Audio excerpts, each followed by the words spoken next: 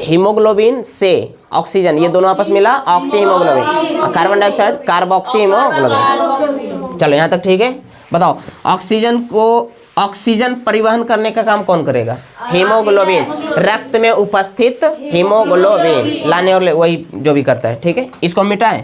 अच्छा, इसके बाद अब ऑक्सीजन का काम क्या होगा जो समझना, उसको ले जाया जाएगा कहाँ के पास? कोशिकाओं, शरीर के सभी कोशिकाओं के पास, ठीक है। अभी कोशिका समझना, ये सपोज कर लो क्या है? कोशिका है। क्या चीज? कोशिका, सेल। अब सेल में बहुत सारा, ये कोशिका झिल्ली, इसमें बीच में क्या पाया जाएगा? न्यूक्लियस, और इसमें वैक्यूल्स राजधानी भी पाया जाएगा, लाइसोसोम भी पाया जाएगा, सेंट्रोसोम भी पाया जाएगा, गोल्गी बॉडी भी पाया जाएगा, और राइबोसोम भी पाया जाएगा, एंडोप्लाज्मिक रेटिकुलम भी पाया जाएगा, माइटोकॉन्ड्रिया भी पाया जाएगा। और कुछ बच गया? साते को रहता है। चलो, अब बीच बीच में लिक्विड पाया जाएगा, जीव द्रव, ये जीव द्रव। क्या चाहिए? जीव द्रव। अब केंद्रक के बीच में तो केंद्रक द्रव। केंद्रक की खोज कौन किया? Robert brown. हाँ, अब देखो ये जो हो गया क्या चीज? कोशिका झिल्ली, वैक्यूल्स हो गया, लाइसोसोम हो गया, सेंट्रोसोम हो गया, गोल्गी बॉडी हो गया, राइबोसोम हो गया और एंडोप्लाज्मिक रेटिकुलम हो गया। एक बार हमने पढ़ना है 10th में, 9th में पढ़ लिए, ठीक है। यहाँ पे समझो, इसका हल्का सा रिपीट कर लेते हैं। वैक्यूल्स का काम क्या है? जल को संग्रहण करना। लाइसोसोम का काम जो भी बेकार इसमें बच गया है उसको सड़ा के खत्म कर देना। इसके अंदर जल अपघटक एंजाइम पाया जाता है। सेंट्रोसोम का काम कोशिका विभाजन। गोल्गी बॉडी ऊर्जा परिवहन। राइबोसोम प्रोटीन निर्माण। एंडोप्लाज्मिक रेटिकुलम कोशिका का कंकाल। कोशिका खत्म। 9th में चला था 3 दिन 4 दिन, नहीं यहाँ इसमें 1 मिनट में खत्म। चलो माइटोकॉन्ड्रिया समझना है, मेन यही समझना है, ठीक है। अब ये जो भी ब्लड आया है, ब्लड में जो भी ऑक्सीजन है वो जाएगा यहाँ पे, ठीक है। और यहाँ आने के बाद अपना बेचेगा ऑक्सीजन। ऑक्सीजन चाहिए किसी को, ठीक है, ऑक्सीजन चाहिए कोशिका में तो यहाँ पे आके ना ये वैक्यूल्स के हमारा ना काम है ऑक्सीजन, ठीक है। ये कोई भी इसको चाहिए नहीं, ये अंतिम में माइटोकॉन्ड्रिया, हाँ हमको चाहिए, रुकिए, ठीक है। अब ये माइटोकॉन्ड्रिया रुकवा लिया किसको? ऑक्सीजन जो भी ब्लड में ऑक्सीजन को ले लिया, ठीक है। और ऑक्सीजन को लेने के बाद क्या करेगा? यहाँ पे इसके अंदर भी जीव द्रव पाया जाएगा, कोशिका द्रव। कोशिका ये भी तो है ना, इसके कारण कोशिका द्रव पाया जाएगा। जैसे पेड़ पौधा हम लोग पढ़े थे ना, पेड़ पौधा में देखे थे कोशिका द्रव, कोशिका द्रव ना उसमें था, ठीक है। और उसके अस्ट्रोमा जिसको बोले थे, खाली जगह को क्या चाहिए? अस्ट्रोमा। सेम यहाँ भी वही प्रोसेस होगा, ठीक है। यहाँ भी 2 तरह का, वहाँ भी यहाँ माइटोकॉन्ड्रिया, क्योंकि यहीं पे ऑक्सीजन इसी को चाहिए, ठीक है। बाकी इसका काम तो अलग अलग चीज है। इसका ऊर्जा निर्माण करना है ना, ऊर्जा निर्माण होगा किसके फलस्वरूप? ऑक्सीजन के फलस्वरूप। यहाँ पहले से ग्लूकोज आवल है, याद करो जब पोषण हुआ था खाना वगैरह में, उसमें जो भी न्यूट्रिशन था पोषक तत्व आया और लीवर उसको जो कि है ग्लूकोज में चेंज करके यहाँ पे बदल दी, यहाँ पे भेज दिया। लेकिन यहाँ पे जब तक ऑक्सीजन नहीं जाएगा तब तक उसे एनर्जी वगैरह नहीं बनेगा, ठीक है। तो यहाँ तो ग्लूकोज आ चुका, अब यहाँ पे आएगा कौन? ऑक्सीजन। अब सुनो ऑक्सीजन, अब यहाँ देखो जब ऑक्सीजन आएगा तो सबसे पहले कहाँ पे जाएगा? सबसे पहले कहाँ जाएगा? माइटोकॉन्ड्रिया से। सबसे देखो सुनो ध्यान दो, ये तो माइटोकॉन्ड्रिया ही है। जैसे ही इसमें एंट्री करेगा कौन? ऑक्सीजन, ब्लड के साथ ऑक्सीजन, ठीक है। तो सबसे पहले इसको भी नहीं चाहिए, इसको भी नहीं, इसको नहीं, लेकिन लिक्विड तो सभी जगह पे है। तो सबसे पहले कहाँ जाएगा? ये कोशिका द्रव है ना, कोशिका द्रव। अरे दोनों को मिलाकर हम लोग केंद्रक द्रव और कोशिका द्रव मिला के जीव द्रव बोलते हैं, ठीक है। तो ये वाला पार्ट है क्या चाहिए? कोशिका द्रव, और ये अंदर वाला केंद्रक द्रव। और जब केंद्रक द्रव और कोशिका द्रव मिला देंगे तो जीव द्रव, ठीक है। तो सुनो, ये एक बाहर में क्या है? कोशिका द्रव। अब यहाँ पे आएगा कौन? ऑक्सीजन। यहाँ पे आया, यहाँ पे आ गया ना। अब सुनो, लेकिन बॉडी तो भर गया। चलो यहाँ पे लिखते हैं क्या चीज? कोशिका श्वसन, आंतरिक श्वसन में जो भी है यहाँ पे आ जाएगा कोशिका द्रव में ऑक्सीजन। कोशिका, हाँ कोशिका द्रव, कोशिका द्रव में आया। अच्छा, कोशिका द्रव में आने के बाद ऑक्सीजन, ऑक्सीजन का सबसे पहले एंट्री मारा है कहाँ पे? कोशिका द्रव में।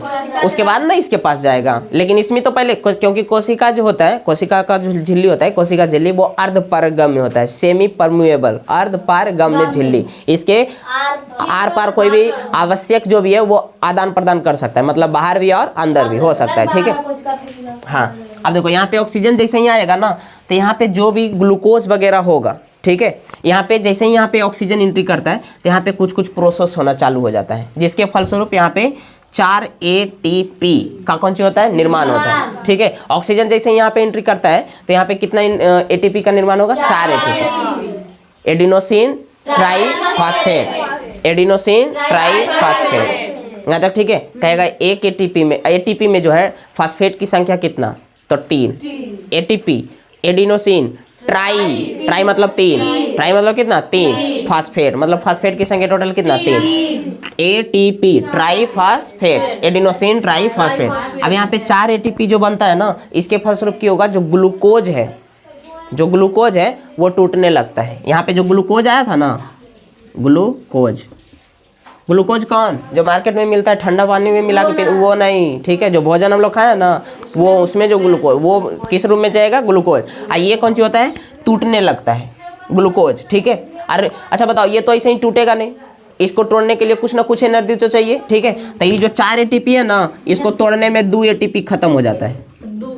2 एटीपी खत्म हो गया तो बचा क्या एटीपी, 2 को खत्म हुआ तो 2 को बच जाएगा, 2 को बचेगा ना, उधर दिख रहा है देखो, 2 एटीपी बच जाएगा, ठीक है। अच्छा बताओ, ये तो कोशिका द्रव में हो रहा है, ठीक है, लेकिन इसमें ये ऑक्सीजन के फलस्वरूप हो रहा है कि ऐसा ही, ये ऑक्सीजन के फलस्वरूप नहीं हो रहा है, ये ऑक्सीजन केवल गया है तो इतना काम होने लगा, ठीक है, लेकिन ऑक्सीजन के द्वारा ही होता नहीं है, मतलब ऐसा ही। तो इसको हम लोग ऑक्सीशोषण बोल सकते हैं या अनऑक्सीशोषण। अनऑक्सीशोषण ये वाला प्रोसेस हो कहाँ रहा है, कोशिका द्रव में कि माइटोकॉन्ड्रिया में, नहीं, कोशिका द्रव में। अच्छा ये सब हम मिटा देते हैं, ठीक है, ये फालतू इतना सारा दिख रहा है, जो जिसका जरूरत केवल उसी को रखते हैं, ठीक है। ये लिक्विड हो गया और इधर माइटोकॉन्ड्रिया को, बस इसी का तो काम है। यहाँ पे ऑक्सीजन आया है, अब यहाँ पे 2 एटीपी क्या हुआ, बच गया, 2 एटीपी बच गया ना। अब सुनो, अब 4 को था टोटल, तो जिसमें से 2 को खर्च हो गया किसको, ग्लूकोज को तोड़ने में, ठीक है, और 2 को कौन सी हो गया, बच गया। बताओ अनऑक्सीशोषण की क्रिया कहाँ होगा, कोशिका द्रव में, ठीक है। अच्छा ये जो ग्लूकोज टूटता है ना, तो ये टूटने की क्रिया को बोलते हैं हम लोग ग्लाइकोलाइसिस है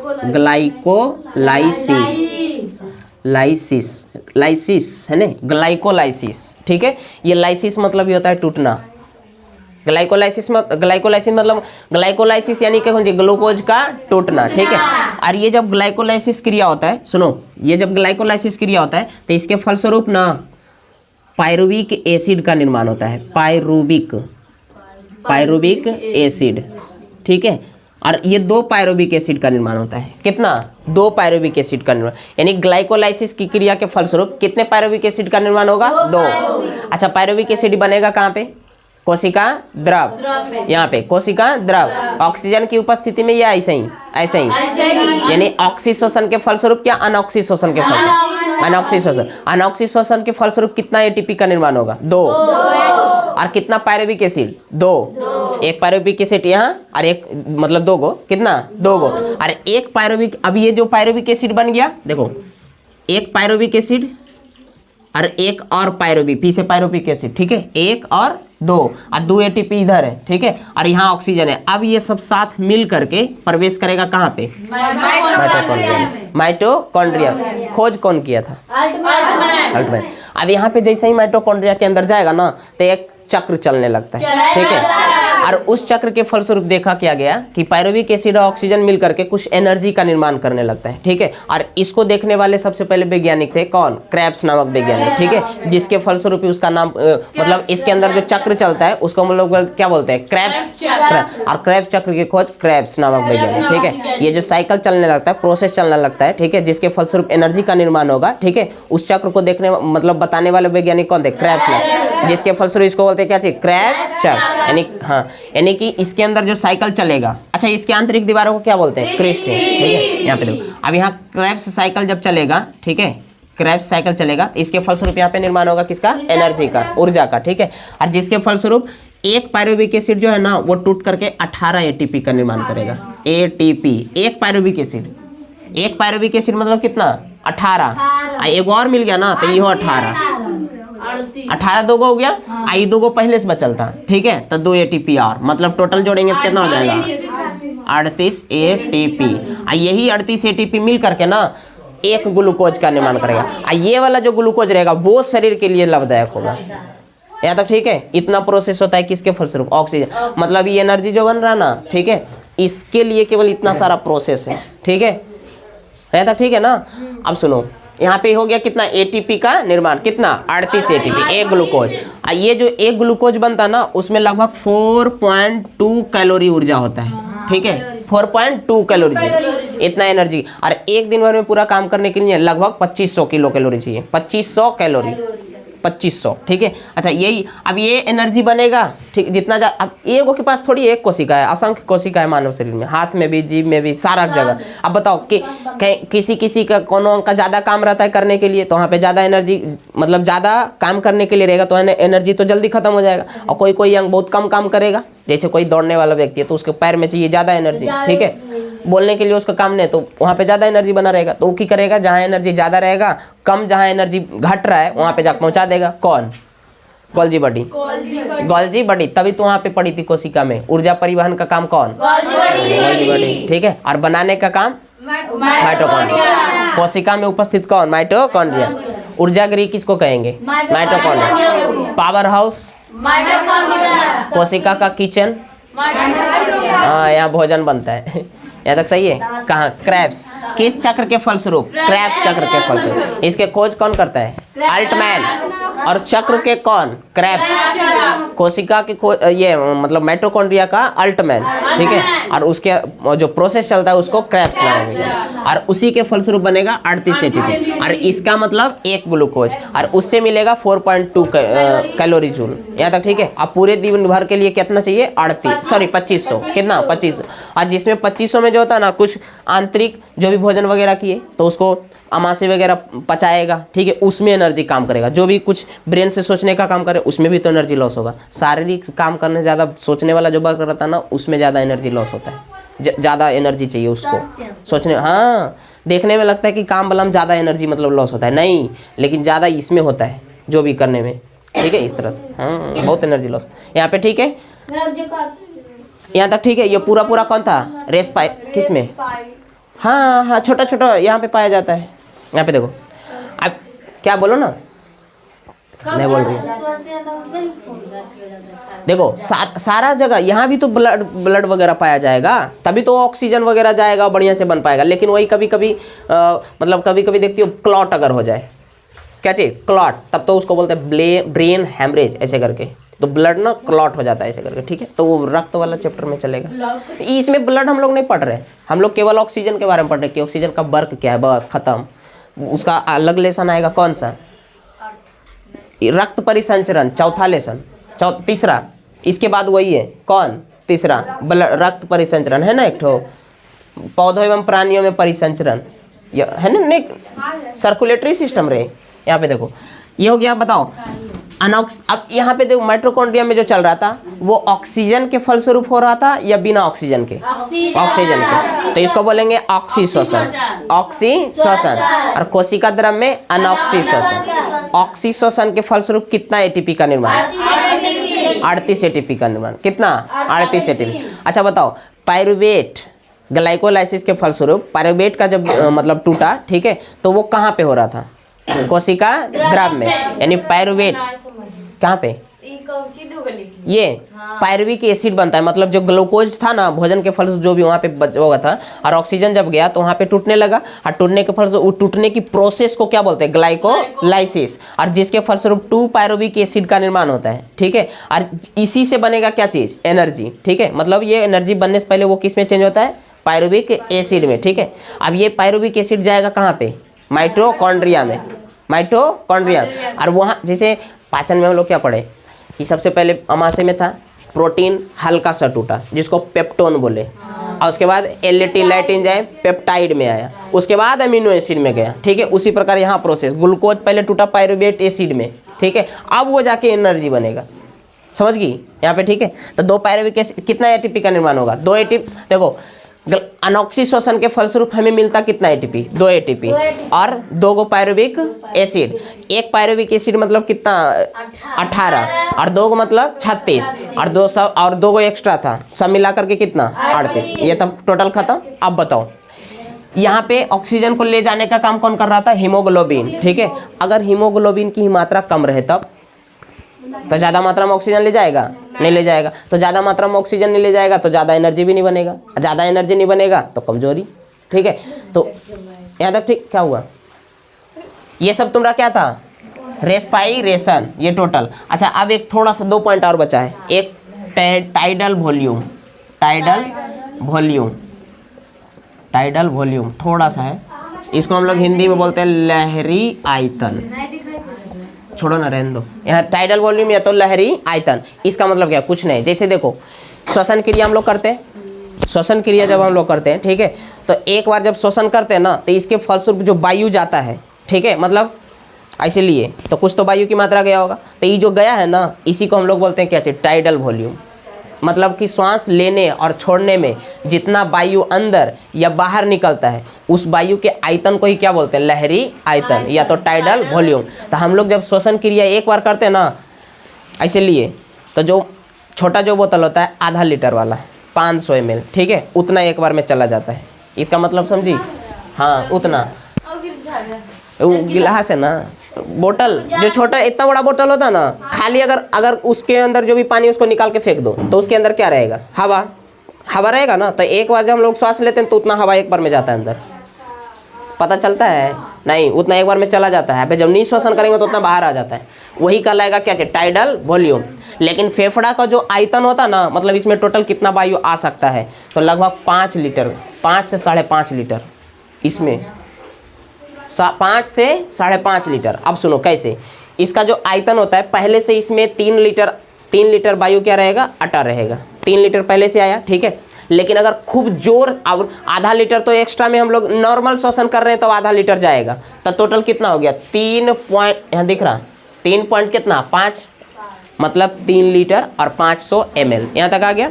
लेकिन अगर खूब जोर से खींचे अंदर से एकदम कास के, ठीक है, ऐसे एकदम पूरा हवा भरा जाए, ठीक है, तो 2 लीटर एक्स्ट्रा हम लोग खींच सकते हैं। कितना, 2, ठीक है, मतलब 3.5 तो इधर आ गया और 2 इधर आ गया।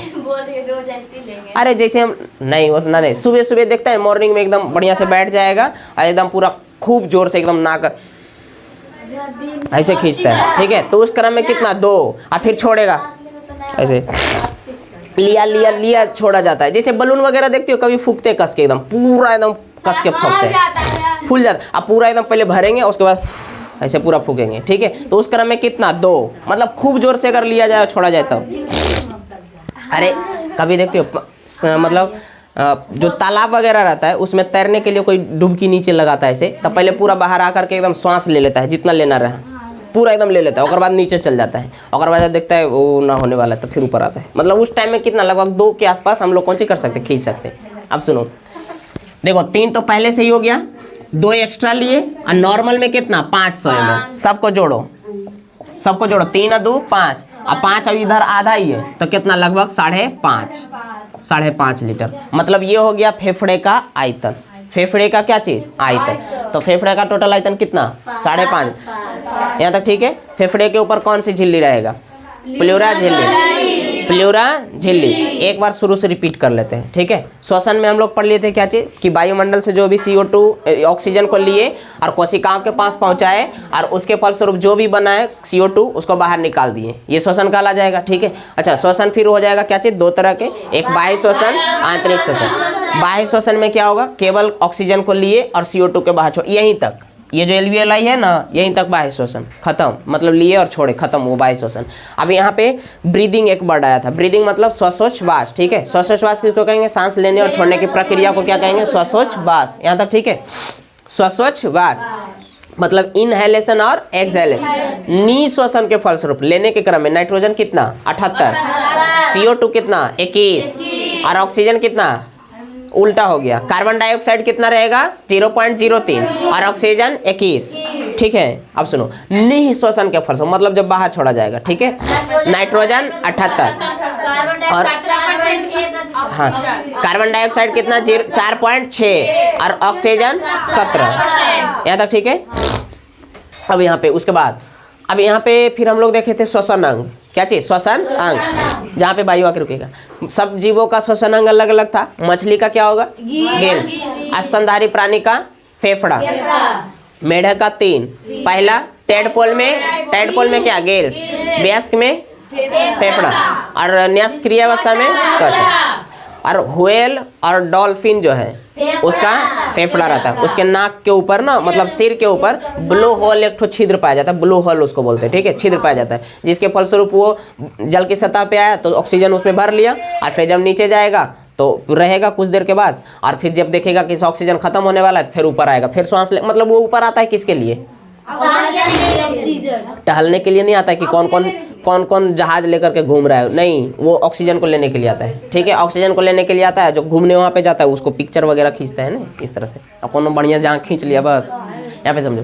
अब उसके बाद आया था श्वसन मार्ग। क्या चीज? श्वसन मार्ग। आई देखो, श्वसन को श्वसन अंग तक पहुँचने के लिए जिस मार्ग का अनुसरण करना पड़ता है वायु को, ठीक है, उसको बोलेंगे क्या चीज? श्वसन मार्ग, ठीक है। अब श्वसन मार्ग में पहला आ गया था नासा छिद्र, यहाँ पे छोटा छोटा बाल पाया जाएगा जिसके फलस्वरूप धूलकण को रोक लेगा, खत्म। उसके बाद नासा कपाट, यहाँ पे म्यूकस नामक चिपचिपा पाया जाएगा जो और महीन कण को कौन करेगा? रोक देगा, ठीक है। और यहाँ पे ऑल्फैक्टरी लोब यानी घ्राण कोशिका पाया जाता है जिसके फलस्वरूप सुगंध या तो दुर्गंध की पहचान, ठीक है। उसके बाद आया था कौन? फेरिंग, ग्रसनी जिसको बोले थे। क्या चीज? ग्रसनी। यहाँ पे फूड पाइप और एयर पाइप दोनों आपस में मिलता है, ठीक है। उसके बाद ये सिंगल आगे जाएगा, और यहाँ पे जब लैरिंग्स आएगा तो यहाँ से फूड पाइप अलग और एयर पाइप अलग हो जाएगा, दोनों अलग दिशाओं में बट जाएगा, ठीक है। तो यहाँ पे उसको डिवाइड करने के लिए एपिग्लोटिक्स पाया जाता है। क्या चीज? एपिग्लोटिक्स, ठीक है। हाँ, ढक्कन की तरह होता है जो मार्ग को निर्धारित करेगा, यहाँ तक, ठीक है, जिसका कंट्रोल मस्तिष्क करेगा। मस्तिष्क का कौन भाग? Medulla oblongata. उसके बाद आगे जाएगा कौन? ट्रैकिया। कॉकरोच का श्वसन अंग क्या है? ट्रैकिया। डायरेक्ट यहीं से सांस लेता है, तो उसका सर भी कट जाए तो क्या दिक्कत? भूख से वो मरेगा, भूख से मरेगा, लेकिन श्वसन क्रिया, हाँ, लेकिन मरेगा, लेकिन कुछ दिन तक रहे। लेकिन हम लोग का यहीं से ले रहे हैं हम लोग, डायरेक्ट यहीं से ना, यहाँ से कहाँ लेते हैं हम लोग? यहाँ से डायरेक्ट छाती से। हम लोग का भी ट्रैकिया रहता तो यहीं से डायरेक्ट ले लेते। यहाँ पे अब सुनो, यहाँ पे हो गया आगे ट्रैकिया, और उसका ट्रैकिया जो है दो भागों में बटेगा तो उसको क्या बोलेंगे? ब्रोंकाई। ब्रोंकाई फिर अलग अलग गुच्छाओं में तो ब्रोंकियोलस, और लास्ट वाला भाग एल्वियोली, ठीक है। अब उसके बाद फिर यहाँ पे एल्वियो ऑक्सीजन आ गया, यहाँ पे लेने के लिए कौन आएगा?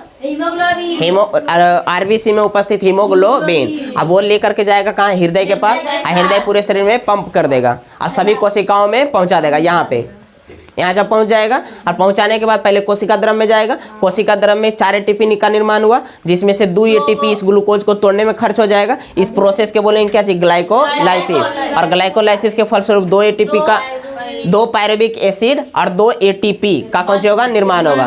और उसके बाद 2 पायरुविक एसिड और ये कौन? ऑक्सीजन। और ये जो भी कुछ बचा है सब चला जाएगा किसके पास? माइटोकॉन्ड्रिया, क्योंकि ये झिल्ली है ना, इसके अंदर प्रवेश करेगा और यहाँ क्रेब्स चक्र चलेगा, जिसके फलस्वरूप एनर्जी का निर्माण होगा कितना? 38 एटीपी, ठीक है। और इस एटीपी के निर्माण हो जाएगा यहाँ पे, ठीक है। और निर्माण के बाद ना यहाँ उत्पाद के रूप में क्या बनेगा? CO2, carbon dioxide. और जो फिर हीमोग्लोबिन फिर से तो आएगा धरने के लिए ना, तो वहाँ पे जब धर देगा और CO2 जो बना रहेगा उसको ले लेगा। अरे जिसे देखते हो घर में कचरा मतलब पहुंचा दी, एक जो भी सब्जी वगैरह ऐसे ले ली, और उसके बाद कचरा लेने के लिए नहीं कोई आता है तो उसमें कचरा ऐसे दे देती हो रद्दी वाले को, और वो लेके चला जाता है। उसी प्रकार यहाँ पे सही वाला चीज़ ले लिए और कचरा वाला दे दिए, ठीक है। यानी CO2 दे दिया, फिर यहाँ पे आएगा किसके पास? हृदय के पास। और हृदय फिर दे देगा किसको? फेफड़ा को, और फेफड़ा फिर कर देगा बाहर। यहाँ तक ठीक है। अब सुनो, ये पूरा के पूरा श्वसन खत्म, ठीक है। और एक बार में जो हम लोग श्वसन ले सकते, सांस जो लेते हैं उसमें कितना वायु आयतन रहता है? 500 ml, जिसको हम लोग क्या बोलेंगे? टाइडल वॉल्यूम, ठीक है। लेकिन अगर खूब जोर से सांस लिया जाए तो कितना? 2 लीटर एक्स्ट्रा, ठीक है। और 3 लीटर पहले से लगभग सब मिला दिए तो कितना? 5 या 5.5? 5.5 के आसपास, ठीक है। जिसको हम लोग पूरा पूरा बोल देंगे क्या चीज? फेफड़े का आयतन, फुल वॉल्यूम। ये था श्वसन खत्म। श्वसन क्या चीज? खत्म। श्वसन जितना मतलब ऑक्सीजन जितना ज़्यादा बनेगा उतना ज़्यादा क्या चीज रहेगा? एनर्जी बनेगा। कम रहा तो कम, ब्लड अगर कम मात्रा में रहा तो हीमोग्लोबिन कम रहेगा, हीमोग्लोबिन अगर कम रहा तो ऑक्सीजन को कम ले जाएगा, और जब ऑक्सीजन को कम ले जाएगा तो एनर्जी कम बनेगा, और जब एनर्जी कम बनेगा तो कमजोरी महसूस होगा। तो इसलिए देखते हो महिलाओं में जो है 5 लीटर ही खून पाया जाता है वयस्क, ठीक है।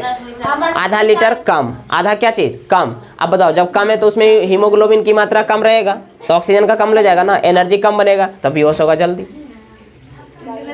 कमजोरी होता है कि नहीं होता? होता है कि नहीं होता है? चलो इसमें और कुछ पूछना है? नहीं। इसका फिगर कल तू लोग बना के लियो, उतारना है तो उतार ले। देखो हम बनाए ना फिगर, कितना अच्छा लग रहा है, लग रहा है जैसे कोनो व्यक्ति ही जाके खड़ा है। इसमें बोल दी तुम।